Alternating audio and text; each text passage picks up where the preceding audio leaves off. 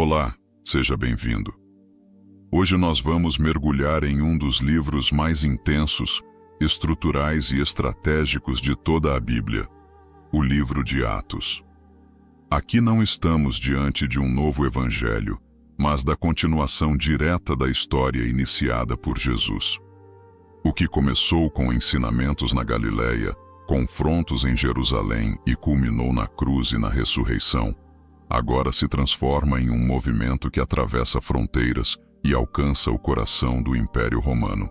Mas antes que essa história comece, é necessário voltar ao mundo real em que ela foi escrita. Contexto histórico e autoral. O cenário é o primeiro século da era cristã. O Mediterrâneo está sob domínio absoluto de Roma. O imperador governa por meio de procuradores e legados espalhados pelas províncias. A Pax Romana garante relativa estabilidade política, enquanto estradas pavimentadas conectam regiões estratégicas como Síria, Ásia Menor, Grécia e Itália. Essa infraestrutura, construída para fins militares e comerciais, acabaria servindo também como corredor de expansão da mensagem cristã. Jerusalém vive sob tensão constante. A cidade está sob administração romana direta. O templo ainda está de pé neste momento inicial da narrativa, funcionando como centro espiritual e símbolo nacional. Fariseus, saduceus, escribas e o sinédrio disputam autoridade religiosa. A memória recente da crucificação de Jesus ainda é um evento sensível. O autor do livro é tradicionalmente identificado como Lucas, o mesmo responsável pelo terceiro evangelho. A continuidade literária é evidente. Atos inicia fazendo referência ao primeiro livro, dirigido a Teófilo. O estilo do grego é elaborado, organizado e cuidadoso com detalhes geográficos e políticos. Em determinados trechos surgem as chamadas seções nós, indicando que o autor participou pessoalmente de algumas viagens missionárias.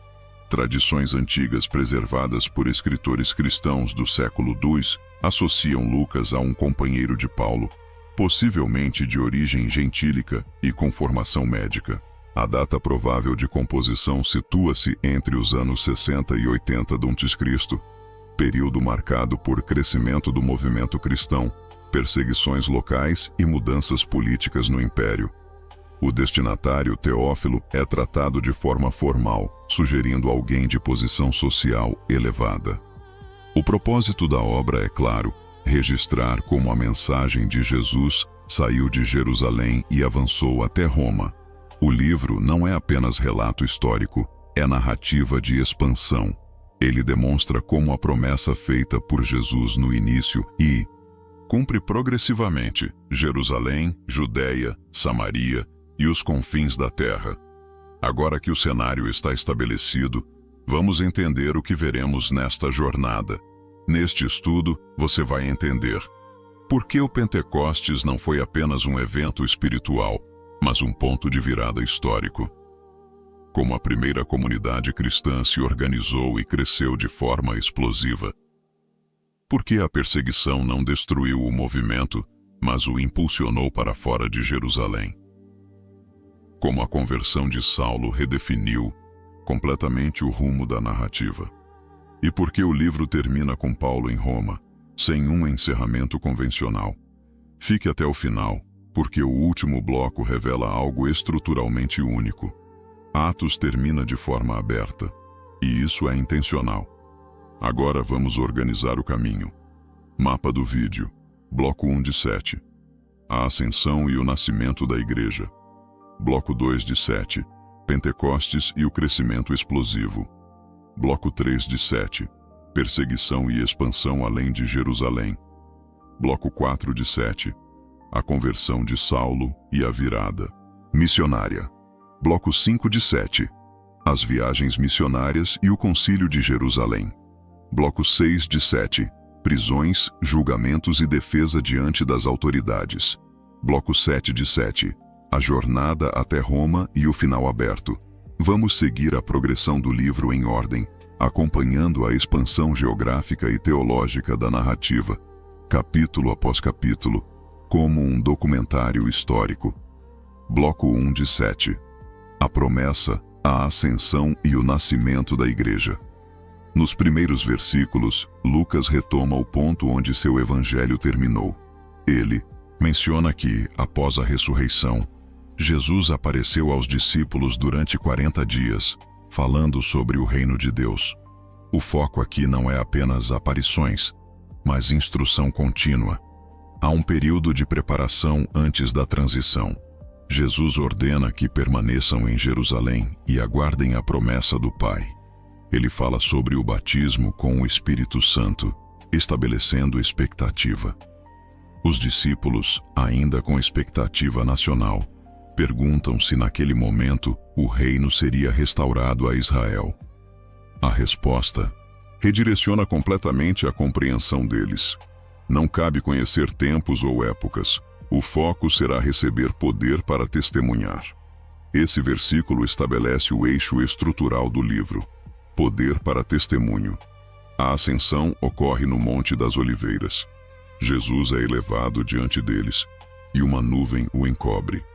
2 homens vestidos de branco anunciam que ele retornará da mesma maneira. O evento marca encerramento físico do ministério terreno e inauguração da fase da igreja. Após isso, os discípulos retornam a Jerusalém e permanecem reunidos em oração. O texto menciona nomes específicos dos apóstolos e registra também a presença das mulheres e de Maria, mãe de Jesus. O grupo totaliza cerca de 120 pessoas. Pedro assume liderança e aborda a necessidade de substituir Judas. Ele cita os Salmos para fundamentar a decisão. 2 nomes são apresentados: José Barsabás e Matias. Após oração, lançam sortes, e Matias é escolhido. A comunidade demonstra organização, continuidade apostólica e fundamentação nas Escrituras. Então chega o dia de Pentecostes. Reunidos em um mesmo lugar, ouvem um som como de vento impetuoso. Línguas como de fogo pousam sobre cada um. Eles começam a falar em outros idiomas, e judeus de diversas regiões, partos, medos, elamitas, habitantes da Capadócia, Egito, Roma, ouvem as grandezas de Deus em suas próprias línguas. Alguns zombam, acusando-os de embriaguez. Pedro se levanta e interpreta o evento à luz do profeta Joel, conectando o derramamento do Espírito às promessas escatológicas. Em seguida, proclama Jesus crucificado e ressuscitado, citando os Salmos para sustentar sua argumentação. O resultado é imediato. Cerca de 3.000 pessoas são acrescentadas naquele dia. O capítulo encerra descrevendo a vida da primeira comunidade. Perseverança na doutrina dos apóstolos, comunhão, partir do pão e orações. Muitos vendem propriedades para suprir necessidades. Há sinais e prodígios. O crescimento ocorre diariamente. Neste primeiro bloco vimos a promessa do Espírito como eixo do livro, a ascensão como transição estratégica, a organização inicial da comunidade, o Pentecostes como ponto de virada histórico, o crescimento explosivo da igreja em Jerusalém. Mas crescimento traz visibilidade, e visibilidade gera confronto. No próximo bloco, veremos como milagres públicos e oposição religiosa começam a testar essa comunidade recém-formada. Bloco 2 de 7. Pentecostes, milagres e os primeiros confrontos. O segundo bloco da narrativa amplia o que começou no Pentecostes e mostra as primeiras consequências públicas do crescimento da igreja. Se no bloco anterior vimos a promessa, a ascensão e o derramamento do Espírito, agora veremos o impacto visível dessa nova fase. O capítulo 3 apresenta um episódio decisivo. Pedro e João sobem ao templo na hora da oração, por volta da 9ª hora. À porta chamada Formosa, encontram um homem coxo desde o nascimento, que era colocado ali diariamente para pedir esmolas. O texto enfatiza sua condição permanente. reforçando a dimensão do milagre que está prestes a ocorrer. Pedro declara que não possui prata nem ouro, mas oferece algo diferente. Em nome de Jesus Cristo, o Nazareno, levanta-te e anda. O homem salta, anda e entra no templo louvando a Deus. A cena ocorre em espaço público, diante de frequentadores habituais do templo, tornando o evento incontestável. A reação é imediata. Uma multidão se reúne no pórtico de Salomão. Pedro aproveita a ocasião para interpretar o milagre, não como poder próprio, mas como confirmação da ressurreição de Jesus. Ele relembra que aquele que foi entregue e negado diante de Pilatos é o autor da vida e que Deus o ressuscitou. O discurso conecta o evento à promessa feita a Abraão e à continuidade da história de Israel. Aqui já se percebe um padrão literário recorrente. Milagre seguido de discurso interpretativo. O capítulo 4 introduz o primeiro confronto institucional. Sacerdotes, capitão do templo e saduceus prendem Pedro e João, incomodados com o ensino sobre ressurreição. No dia seguinte, eles são levados diante do Sinédrio. A pergunta é direta: com que poder fizeram aquilo? Pedro responde afirmando que o homem foi curado em nome de Jesus Cristo, aquele que foi crucificado e ressuscitado. Ele cita o salmo que fala da pedra rejeitada que se torna principal. O texto observa que os líderes percebem que eram homens sem formação formal, mas reconhecem que haviam estado com Jesus. Há aqui um contraste estrutural: a autoridade institucional versus autoridade espiritual. O Sinédrio reconhece o milagre, mas tenta conter a propagação da mensagem. Eles ordenam silêncio. Pedro responde que não podem deixar de falar do que viram e ouviram. Após ameaças, são soltos. A comunidade reage com oração coletiva. O texto descreve uma oração que cita o Salmo 2, interpretando a oposição como cumprimento das Escrituras. Pedem ousadia, não proteção. O lugar treme, todos são cheios do Espírito e continuam anunciando a palavra com intrepidez. O padrão estabelecido é claro. Oposição gera oração. Oração gera fortalecimento. No final do capítulo 4 surge novamente a descrição da vida comunitária. Ninguém considerava exclusivamente sua propriedade. Havia partilha voluntária.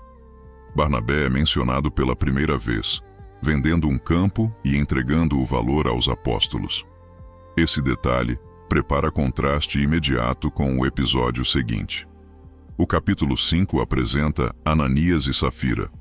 Eles vendem uma propriedade, mas retêm parte do valor, enquanto afirmam entregar tudo. Pedro confronta Ananias, que cai morto. Safira repete a mentira e também morre.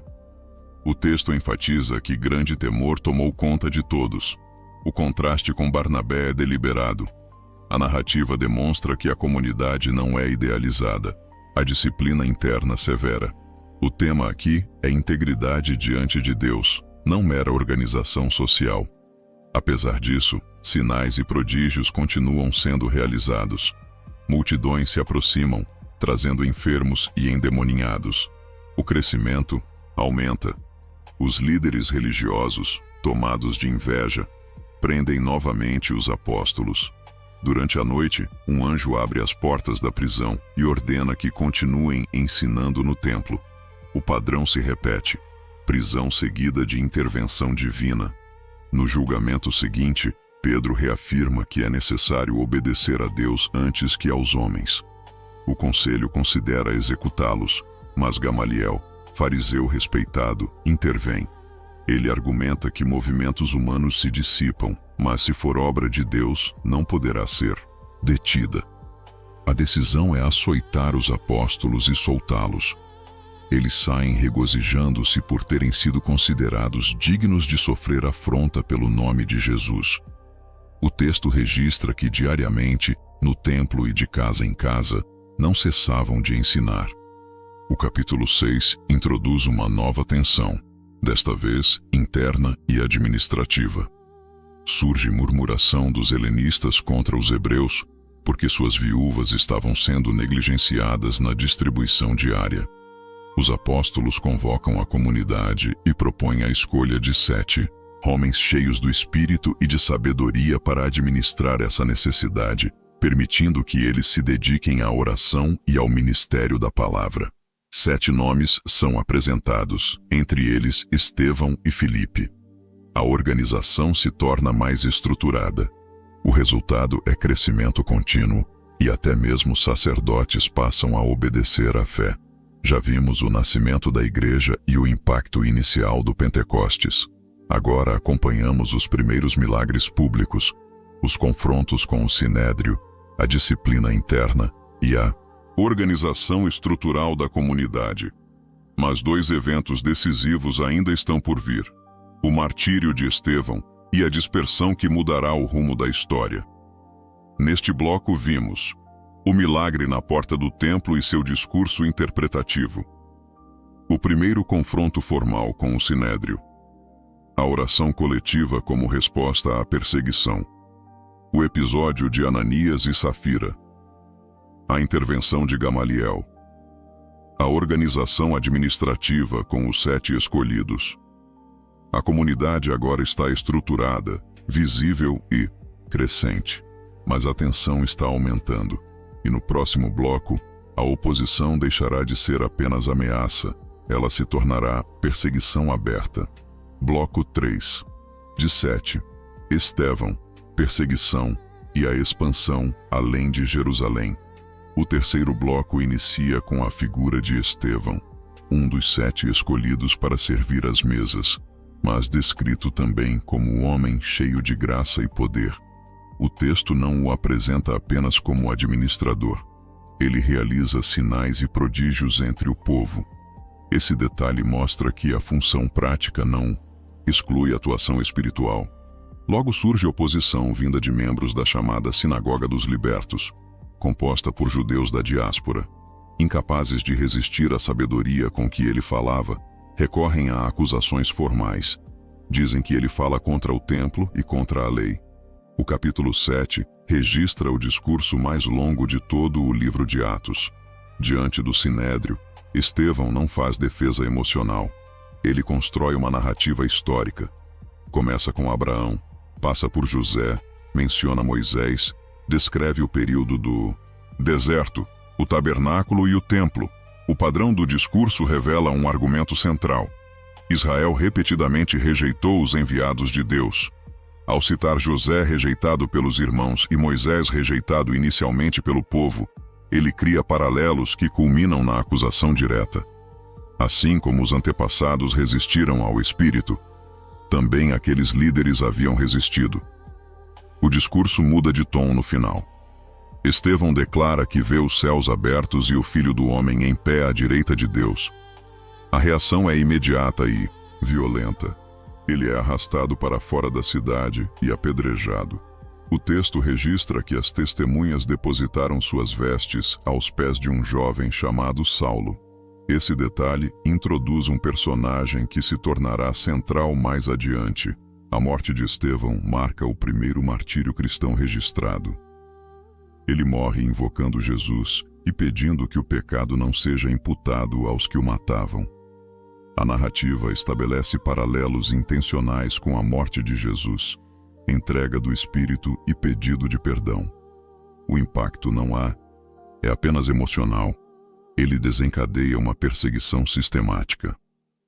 O capítulo 8 inicia afirmando que naquele dia levantou-se grande perseguição contra a igreja em Jerusalém. Os discípulos, exceto os apóstolos, são dispersos pelas regiões da Judéia e Samaria. O que parecia derrota torna-se expansão geográfica. Aqui se cumpre a progressão anunciada no primeiro capítulo. Jerusalém não é o ponto final. Filipe, outro dos 7, desce à cidade de Samaria e proclama Cristo. Muitos são curados, espíritos imundos são expulsos e há grande alegria na cidade. Samaria é território historicamente tensionado com os judeus. A entrada do evangelho ali representa ruptura cultural significativa. Pedro e João são enviados de Jerusalém e impõem as mãos para que os samaritanos recebam o Espírito Santo. O episódio de Simão, o mágico, que tenta comprar o poder espiritual, introduz novo contraste entre fé genuína e interesse pessoal. A narrativa continua com Filipe sendo direcionado por um anjo para o caminho deserto que desce de Jerusalém a Gaza. Ele encontra um eunuco etíope, oficial da rainha Candace, que lia o profeta Isaías. O texto registra que ele lia a passagem sobre o servo sofredor. Filipe explica que o texto se refere a Jesus. O eunuco é batizado e Filipe é arrebatado para outro lugar. Este episódio é estratégico, representa a expansão para além do território judaico tradicional e antecipa alcance internacional. O capítulo 9 inicia com a figura que estava presente na morte de Estevão. Saulo. Ele respira ameaças e morte contra os discípulos e obtém cartas para prender seguidores do caminho em Damasco. No caminho, uma luz do céu o envolve. Ele cai por terra e ouve uma voz: Saulo, Saulo, por que me persegues? A resposta identifica o perseguido com Jesus. Ele fica cego e é conduzido à cidade. Em Damasco, um discípulo chamado Ananias recebe instrução para impor as mãos sobre Saulo. Inicialmente hesita, pois conhece sua reputação, mas é informado de que ele é instrumento escolhido para levar o nome de Jesus aos gentios, reis e filhos de Israel. Saulo recupera a visão, é batizado e começa imediatamente a proclamar que Jesus é o Filho de Deus. O capítulo termina mostrando que ele precisa fugir de Damasco, descido em um cesto pelo muro da cidade, e depois enfrenta desconfiança em Jerusalém, até que Barnabé o apresenta aos apóstolos. A perseguição agora não é apenas contra a comunidade. O antigo perseguidor se torna alvo. Já vimos o crescimento inicial e os primeiros confrontos. Agora testemunhamos o primeiro martírio, a perseguição generalizada, a expansão para Samaria e a conversão daquele que se tornará o principal missionário aos gentios. Mas dois elementos prometidos ainda precisam ser compreendidos em profundidade: como essa expansão se tornará oficialmente missionária e como a igreja lidará com a inclusão dos gentios. Até aqui, a história revelou como a oposição não interrompeu o movimento. Ela o impulsionou para além de Jerusalém. O martírio que parecia silenciar tornou-se o início da expansão. E aquele que perseguia agora começa a pregar. Mas os eventos que começam agora mudam completamente o rumo dessa narrativa. Eles explicam como a mensagem ultrapassa definitivamente as fronteiras judaicas e alcança povos que jamais haviam sido considerados parte da promessa. Se você está acompanhando essa jornada até aqui, escreva nos comentários o que mais chamou sua atenção até este ponto. E se este tipo de estudo bíblico é importante para você, inscreva-se no canal e deixe seu like. Isso ajuda esta mensagem a alcançar ainda mais pessoas. Agora, a história continua. Neste bloco vimos o discurso histórico de Estevão e seu martírio, a perseguição que dispersou a igreja, a expansão para Samaria, o encontro com o eunuco etíope, a conversão de Saulo. O movimento já não está restrito a Jerusalém, mas ainda falta uma decisão que redefinirá completamente sua identidade. No próximo bloco veremos como a missão aos gentios deixa de ser exceção e se torna a direção oficial da narrativa. Bloco 4 de 7. Pedro, Cornélio e a virada para os gentios. Se no bloco anterior vimos a conversão de Saulo e a expansão inicial para além de Jerusalém, agora a narrativa apresenta um ponto decisivo: a inclusão oficial dos gentios sem que precisem se tornar judeus primeiro. Este momento não é apenas missionário, é estrutural para toda a história do cristianismo. O capítulo 10 introduz Cornélio, centurião da coorte chamada italiana, estacionada em 1900 a Cesareia. Ele é descrito como homem piedoso, temente a Deus, generoso e constante em oração. Não é judeu, mas reverencia o Deus de Israel. Um anjo aparece a ele e o orienta a enviar mensageiros a Jope para chamar Pedro. O texto constrói duas narrativas paralelas. Enquanto Cornélio recebe instrução em Cesareia, Pedro recebe visão em Jope. Pedro está hospedado na casa de Simão, o curtidor. Detalhe significativo, pois curtidores trabalhavam com animais mortos, atividade considerada ritualmente impura. Ao subir ao terraço para orar, ele vê um lençol descendo do céu com animais considerados impuros pela lei. Uma voz ordena que mate e coma. Pedro resiste, afirmando nunca ter comido nada impuro. A resposta é direta: não chames impuro ao que Deus purificou. A visão se repete 3 vezes. O simbolismo é claro. Não se trata apenas de alimentos, mas de pessoas. Quando os mensageiros de Cornélio chegam, Pedro, orientado pelo Espírito, os acompanha até Cesareia. Ao entrar na casa de um gentio, ele rompe uma barreira cultural significativa. Ele declara compreender que Deus não faz acepção de pessoas, mas aceita todo aquele que o teme e pratica justiça.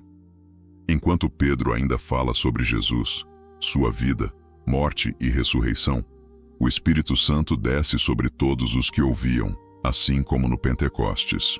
Os judeus presentes se surpreendem ao ver gentios falando em línguas e glorificando a Deus. Pedro então ordena que sejam batizados. Este evento estabelece precedente incontestável. O Espírito é concedido antes de qualquer rito judaico. No capítulo 11, Pedro precisa explicar seus atos aos irmãos em Jerusalém. Ele relata a visão, o chamado de Cornélio e o derramamento do Espírito. Conclui afirmando que não poderia resistir a Deus. A reação inicial é crítica, mas ao ouvirem o relato completo, glorificam a Deus, reconhecendo que aos gentios também foi concedido arrependimento para a vida. A narrativa então retorna à dispersão causada pela perseguição após a morte de Estevão.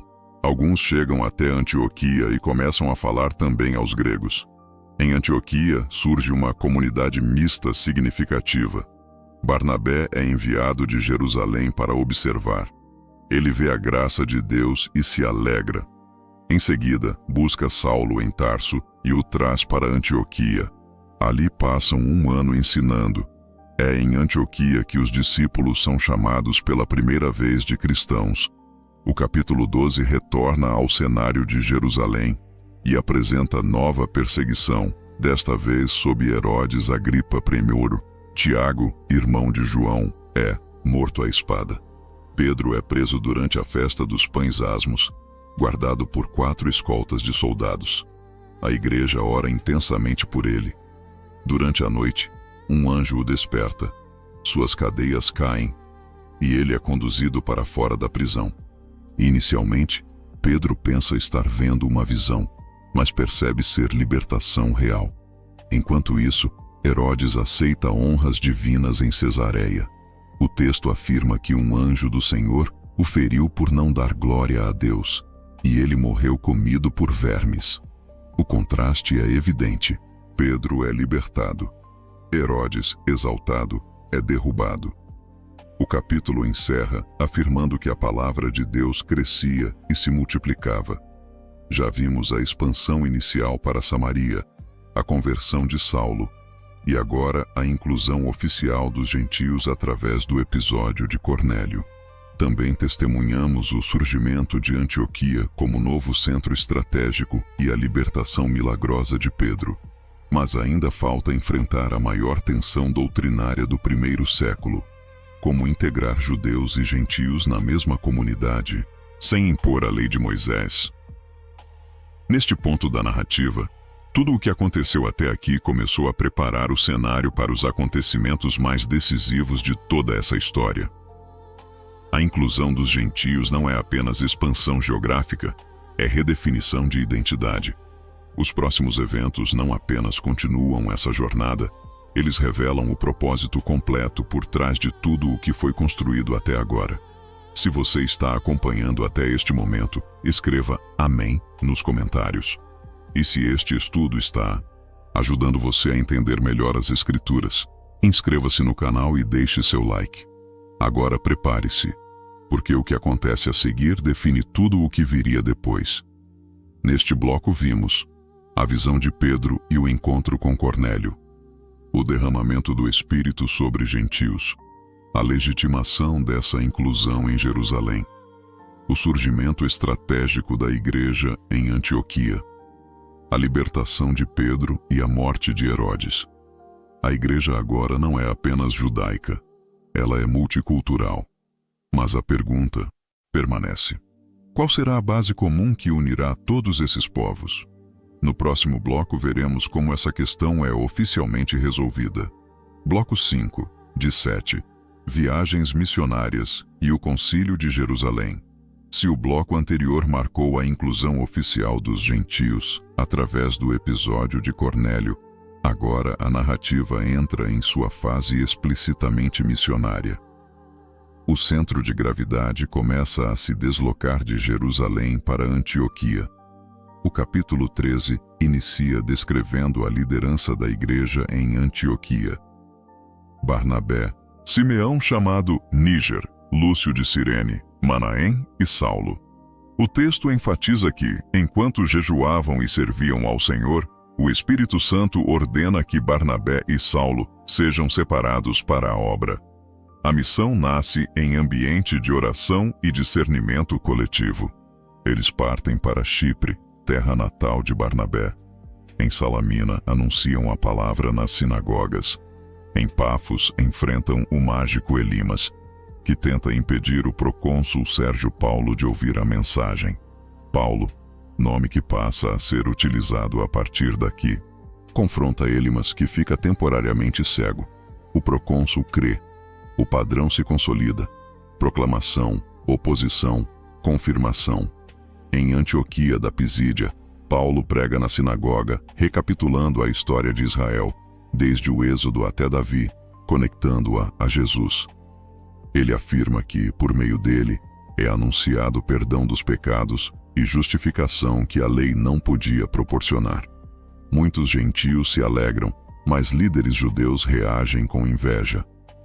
Paulo declara então que se voltará aos gentios.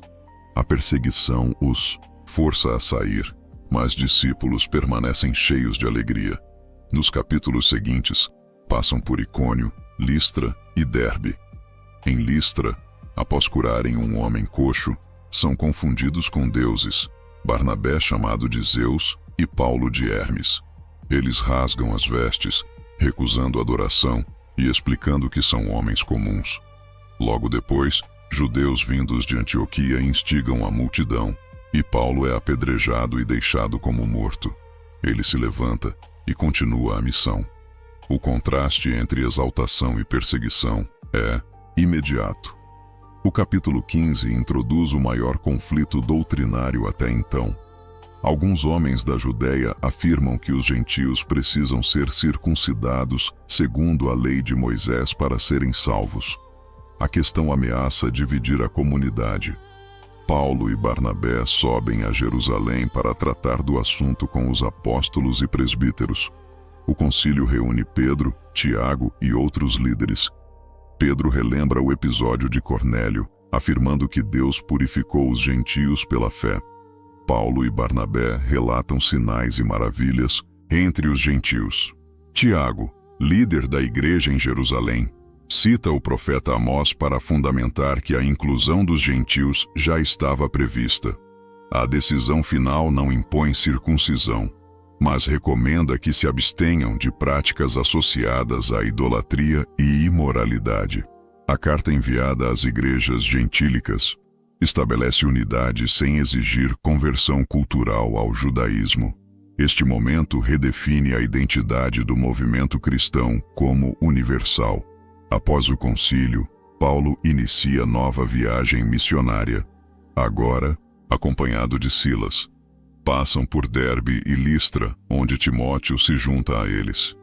O Espírito impede que preguem na Ásia naquele momento, e em Troa de Paulo tem a visão do homem macedônio pedindo ajuda.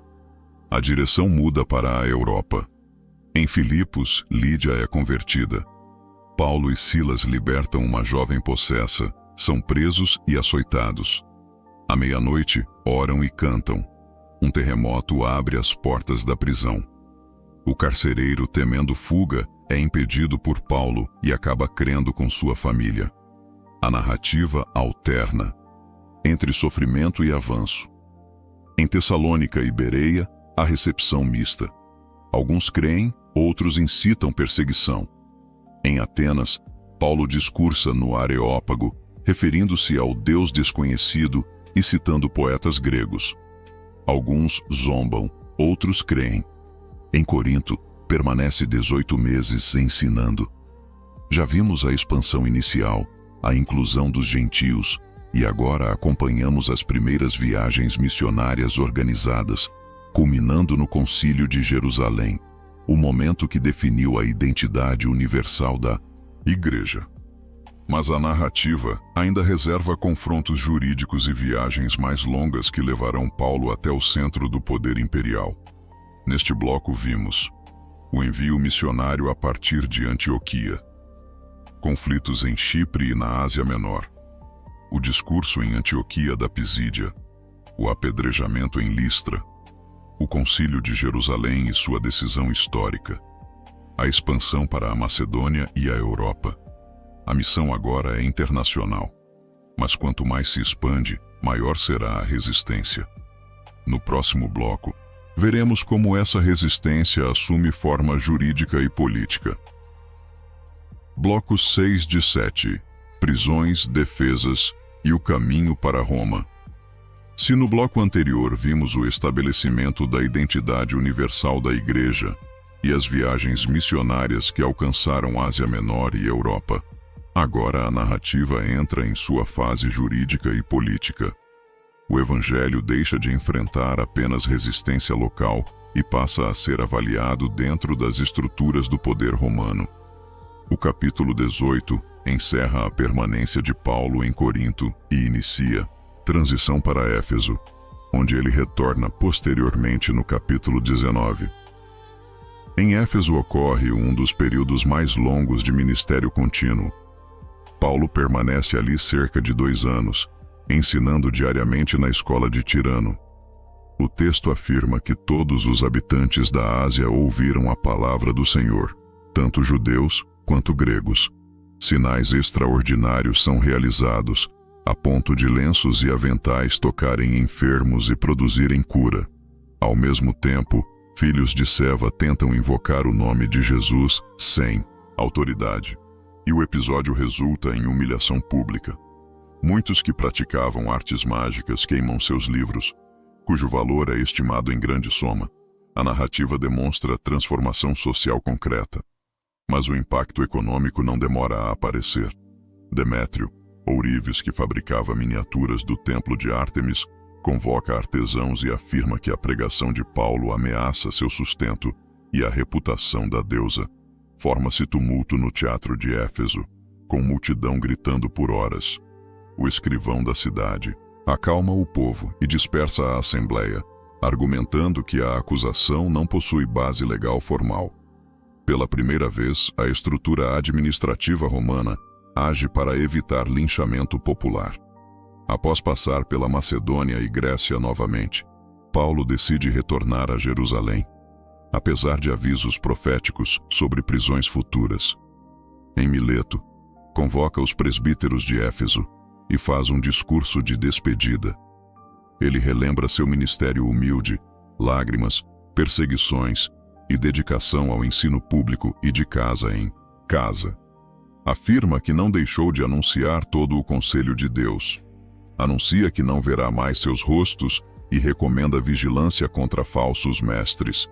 O discurso marca a transição emocional e estrutural. No capítulo 21, ao chegar a Jerusalém, Paulo encontra líderes da igreja e participa de rito de purificação para demonstrar respeito à lei. Contudo, judeus da Ásia o acusam de introduzir gentios no templo. Forma-se tumulto, e ele é quase morto pela multidão, até a intervenção do tribuno romano, que o prende para evitar linchamento. Diante da multidão, Paulo pede para falar. Ele relata sua formação aos pés de Gamaliel, sua perseguição aos seguidores do caminho e sua conversão na estrada de Damasco. Ao mencionar envio aos gentios, A multidão reage com violência.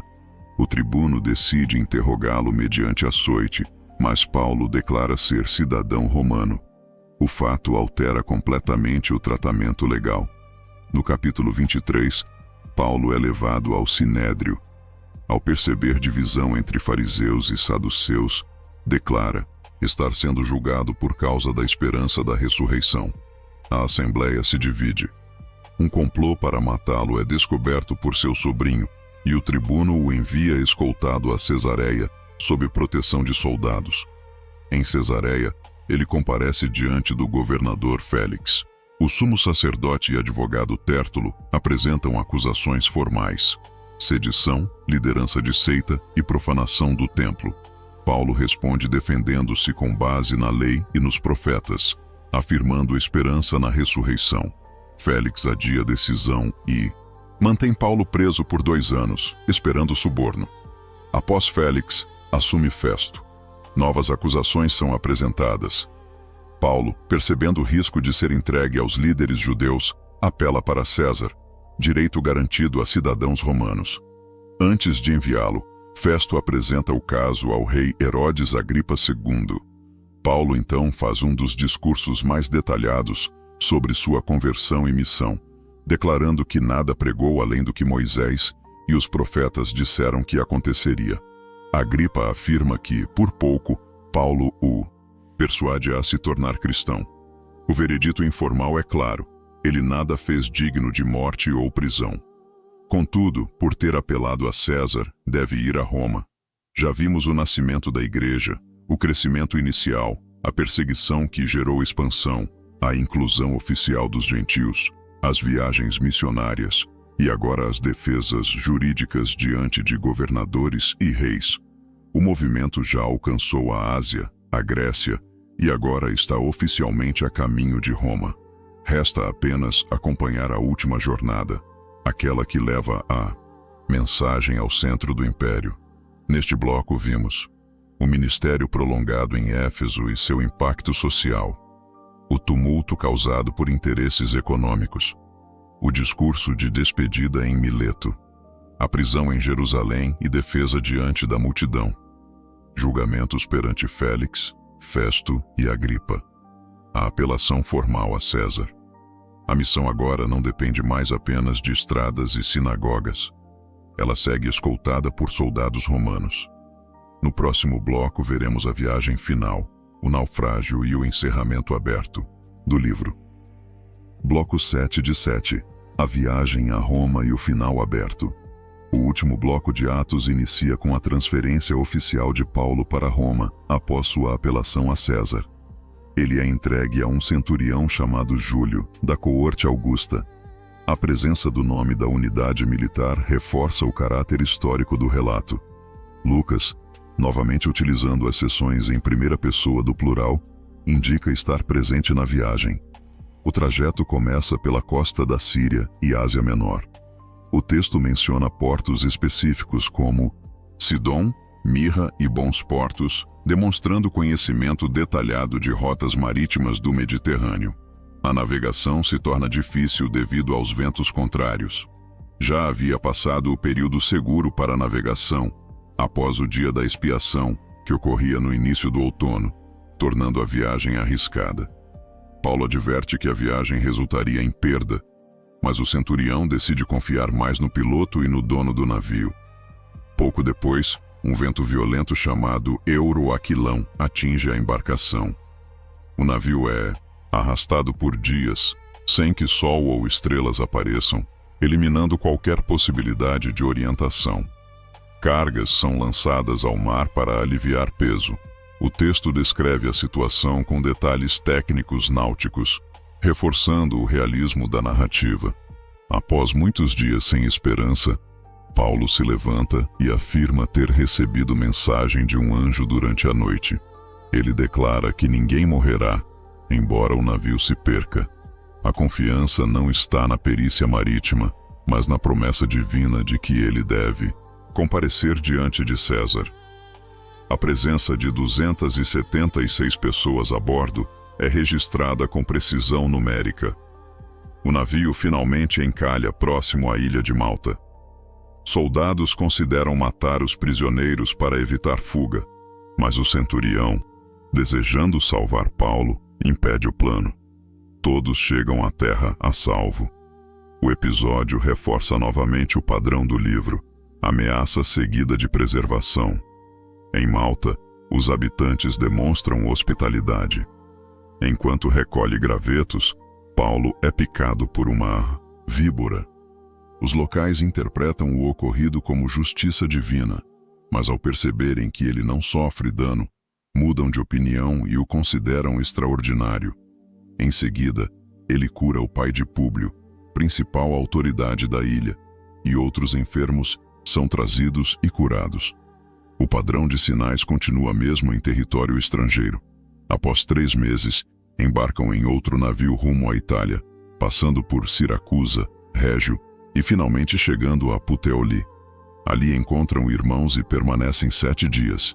A narrativa destaca que já havia comunidade cristã estabelecida antes da chegada de Paulo, evidenciando a expansão anterior da mensagem. Ao aproximar-se de Roma, irmãos vêm ao encontro dele na Praça de Ápio e nas 3 Vendas. Ao vê-los, Paulo agradece a Deus e se anima. Em Roma, é permitido que ele permaneça sob custódia domiciliar, guardado por um soldado. Ele convoca líderes judeus locais e explica que nada fez contra o povo ou contra os costumes dos pais. Afirma estar preso por causa da esperança de Israel. Alguns são persuadidos, outros permanecem incrédulos.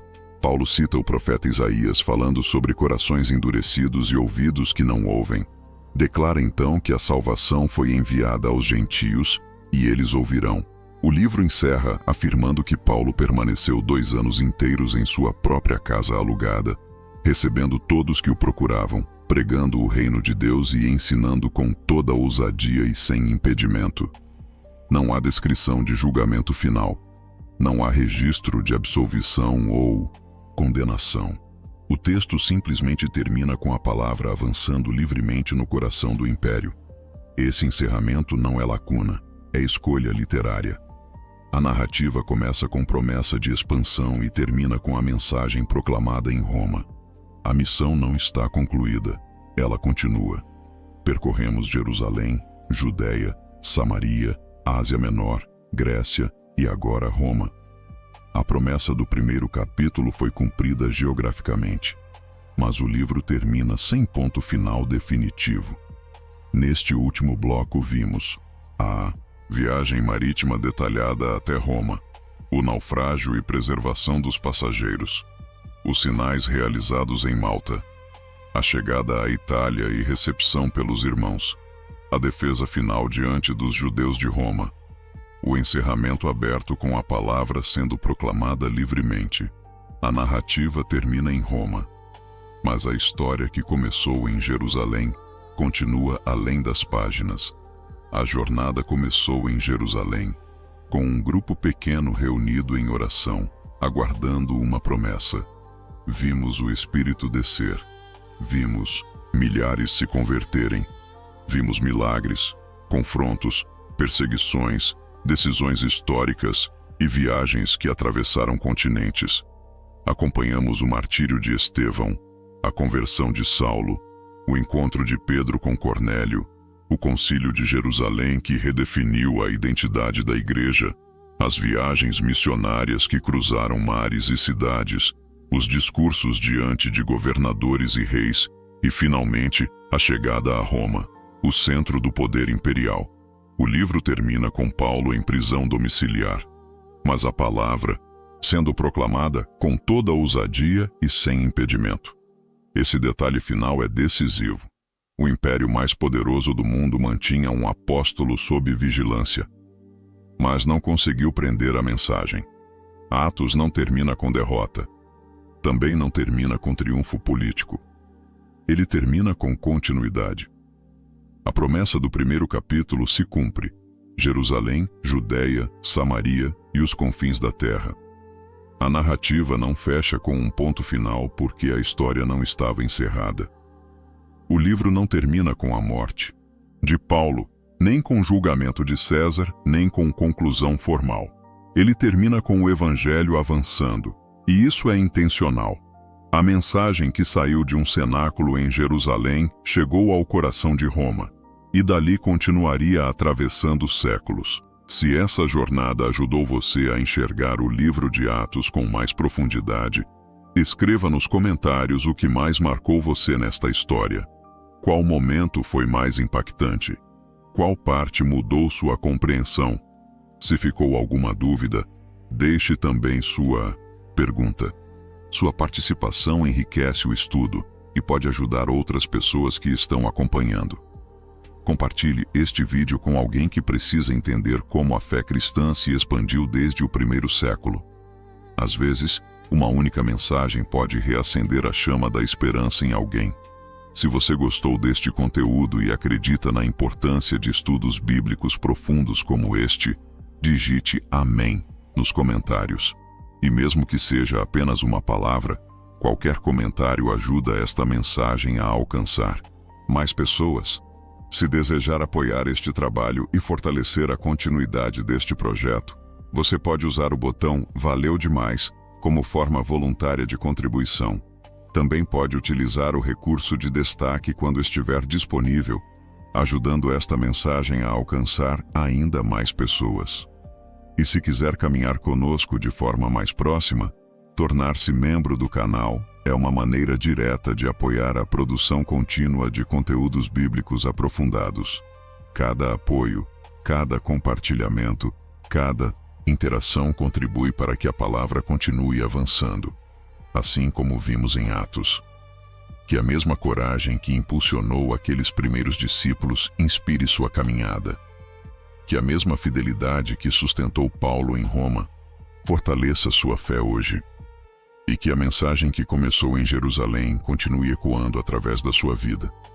Que Deus abençoe sua casa, seus caminhos e sua jornada.